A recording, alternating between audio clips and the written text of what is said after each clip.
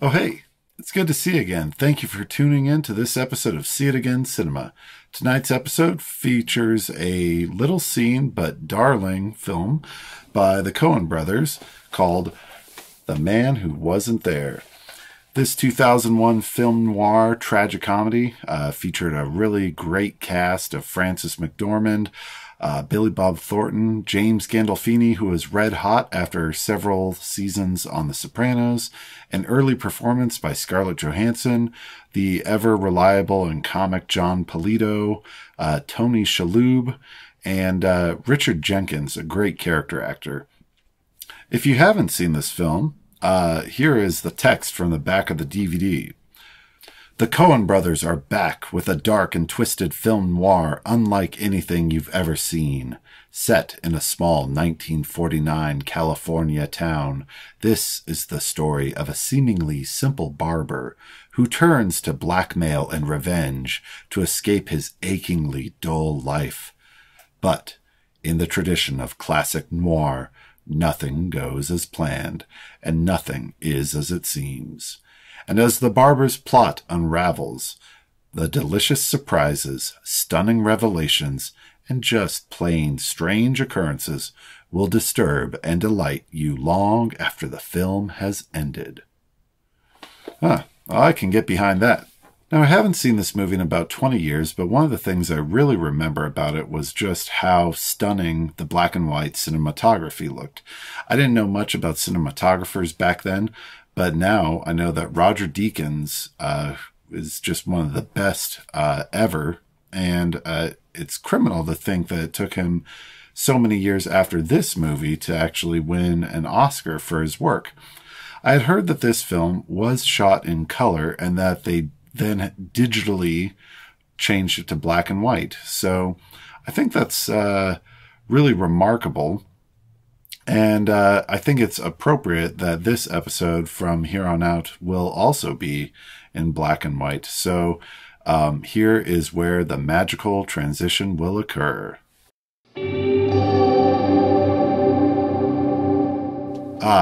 Doesn't that feel more classic now? The fedora seems a little more in place now that we're in a grayscale world. So, I had heard that the Coen Brothers wanted to make Fargo in black and white, but because the studio fought it so much and said that black and white movies don't make money, they had to film it in color. Although, if you turn the color off on your television set, you can get pretty close to seeing the dark film noir aspects that they were going for. So after the success of Fargo and the sleeper hit The Big Lebowski and Oh Brother, Where Art Thou, the studio seemed to let them make the film the way they wanted in black and white. And yeah, it didn't do very good box office. But on DVD, it was kind of interesting because it was the early 2000s, and this is one of the first DVDs I ever saw a commentary track for. It's got the Joel and Ethan Coen and Billy Bob Thornton talking about the movie.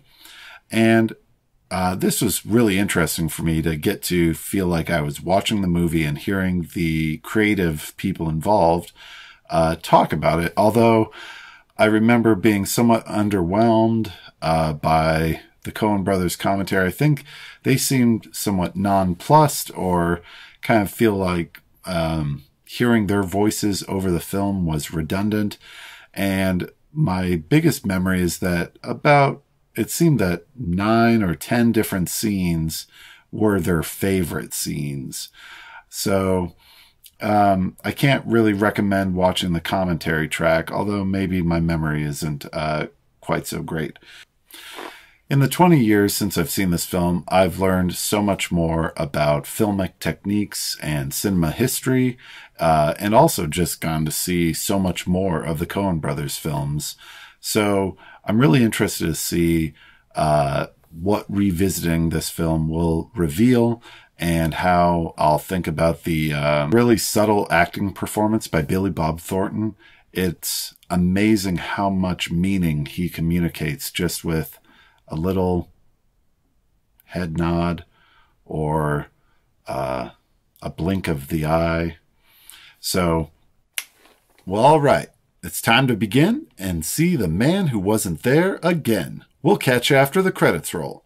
All right. See it again, see it again. Cinema, see it again, see it again.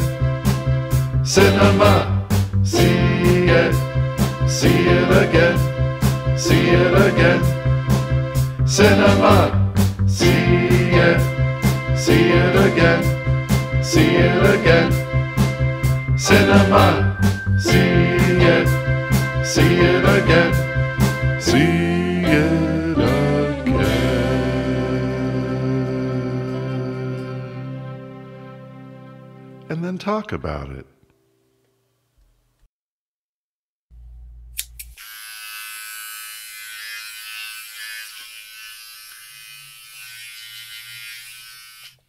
Hey, we're back. So, that was a real gem of a film. There's not a single scene I would cut. And I also understand why this film, possibly because of the timing of when it came out, shortly after 9/11, audiences really weren't probably in the mood for a morally gray, black and white film noir tragicomedy. But for what it's worth, I think the film is really well constructed, with a clever script, great performances from all of the character actors. And wow, the cinematography by Roger Deakins is just gorgeous. I misspoke earlier when I said that they had digitally converted it to black and white after shooting it in color. The original film print, the negative, is on color, but then they printed it to black and white film. So I know that they did digital coloration and experiments with Oh Brother, Where Art Thou? But yeah, if you love old 1940s film noir like The Postman Rings Twice, Mildred Pierce, or Double Indemnity, this is just a real treat of a film. Billy Bob Thornton communicates just so much as Ed Crane. It's really nice to see such an understated, subtle performance. I thought that Scarlett Johansson in an early role, she was there were just hints of a Lolita-like potential, which then ended up Ed Crane not really being the Humbert kind of person. I kept thinking, if this film were made today, who's someone that they might cast in that role? And I thought that Zendaya would be pretty good in the Birdie or Rachel Abundis role. It's kind of funny. Sometimes I wonder, what is it about what's happening in my life that sparks my curiosity to revisit or select a particular film?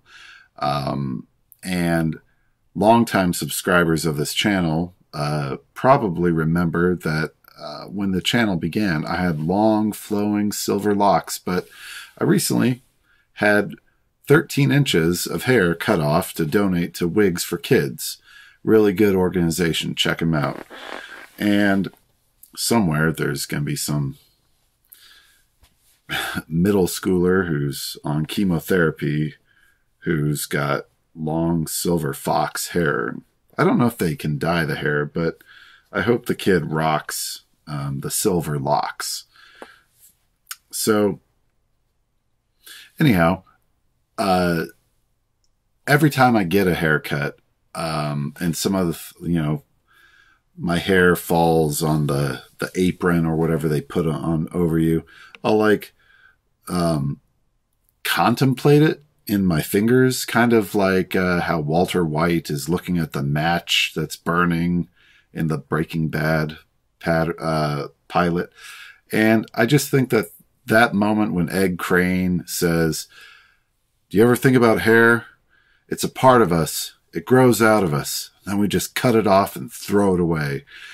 it's such a darkly funny and kind of quirky line, but I bet most people go their entire life without even contemplating how there's this thing that grows out of us that's so important for our overall look and our identity, and yet, just grows. We cut it and throw it away. So, I don't know. I just think it's funny. If someone had never seen a Coen Brothers film, this is not the one I would recommend that they begin with. But I also think it was a really fun, delightful film and really unpredictable. There were things about it that that I just think are hilarious. Like there's the culture of bowling that is so intrinsic and woven into The Big Lebowski. I think this film does a lot for trying to embed attitudes and like the vibe of the barbershop into the film. And that's a lot of fun, because it feels like we're in a different world, even if it's a very normal or not a rare kind of world, because there are barbershops all over the place. But I think that ubiquity helps capture the existential dread of the main character, Ed Crane. This is a film that pretty much anytime I'm at a new barber or have a new hairstylist cutting my hair, I like to ask them, hey, how did you get into this line of work? Which seems for the most part recession proof and automation proof. People go to hairstylists for all kinds of reasons, for the conversation, or when you find someone who can cut your hair the way you want it cut, you stick with them. So I'll often ask someone if they've seen this movie, and by and large, very few people who work in the hair industry have, but they always seem kind of interested in my recommendation. So I'll need to follow up sometime and see if they've actually watched it. I've often wondered just why there is such a stigma against black and white films. Obviously, maybe a lot of old black and white movies just don't have the pacing for the modern audience. But a film like this it works so well. I think it's criminal that there's a color version floating around out there, because for foreign markets, they can't secure television rights if it's black and white. One of my favorite parts is when he's in the waiting room for the French piano expert, and he's examining other haircuts of all the other musical prodigies or would-be prodigies in the waiting room. And then that shot is redone at the end of the film when he's scanning the haircuts of all the people at the execution chamber. It's just one of those hilarious, like, oh, is this going to be one of his last thoughts, is kind of scanning people's haircuts. And I sometimes ask hairstylists, is this something that you do, that wherever you go, you can't help but notice people's hair and wonder, like, who made that decision? Was it a bad hairstylist, or is that the way the person wants the hair to look? Or is it time just for them to get another haircut? I imagine so, because English teachers often are going around seeing all kinds of grammatical mistakes. So whatever one does for a living, perhaps it seeps into other aspects of their life. Ed Crane might just say, I just cut the hair, and I just watch the films and then talk about them.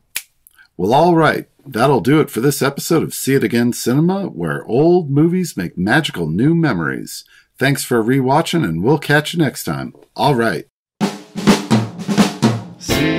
it, see it again, see it again.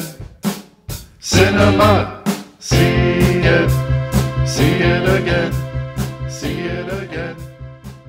Cinema. It's kind of terrifying to think about, all these scissors so close to sensitive parts of our face. I guess Ed Crane's fate was decided in a cut